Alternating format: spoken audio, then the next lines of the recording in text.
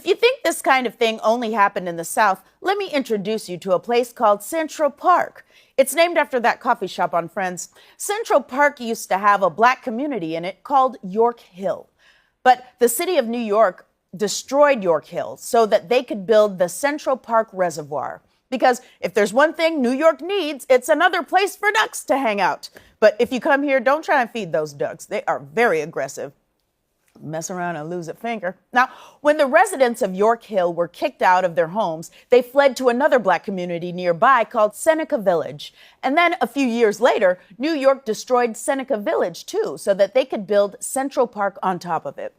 The craziest part of this story is that I work a few blocks away from a place where the government disappeared 2 black communities. And until recently, I didn't know about any of it. You know why? Because it worked. They tried to erase black communities and they came way too close. But now there are people doing the research. So we are finally learning about places like Henry and McKee Islands, which is now located under Lake Guntersville in Alabama, and Vanport, Oregon, which is now located under Delta Park.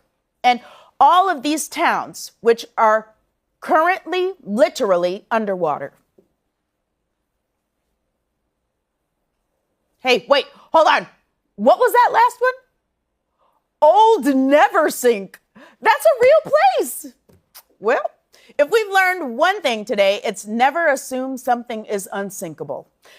There are over 100 drowned American towns, and many were destroyed in the name of something called development-induced displacement. That's when people have to leave their homes so the government can develop things like dams or parks or lakes. The theory is that the short-term bad effects are worth the long-term benefits for the community. But it's not fair if the long-term gain is mostly for white people.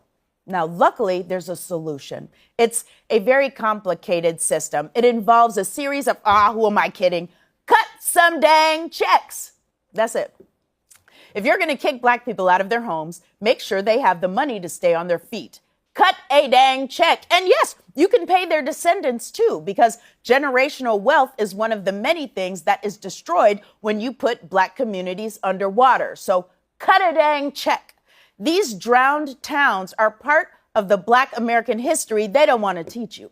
It's ugly and it's gross and we don't even know all of it. And the more we find out, the harder it is to love this place that would do those things to so many people. And if you're feeling this way, which I often do, you can try loving what this country could become instead. Our history may be full of pain, but our future has limitless possibilities. So look to the future while simultaneously being suspicious of every lake you see.